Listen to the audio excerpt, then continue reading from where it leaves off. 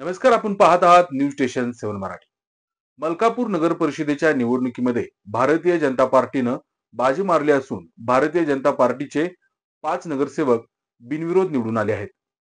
मलकापूर नगर परिषदेच्या निवडणुकीमध्ये भारतीय जनता पार्टीने बाजी मारली असून भारतीय जनता पार्टीचे 5 नगरसेवक बिनविरोध निवडून आले आहेत।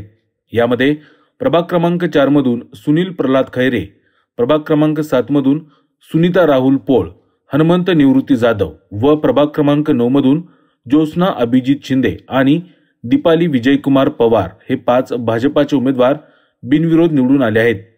या बिनविरोध निवडीनंतर विजयी उमेदवारांसह भाजपाच्या कार्यकर्त्यांनी गुलालाची व फटाक्याची आतषबाजी करत आनंद उत्सव साजरा केला।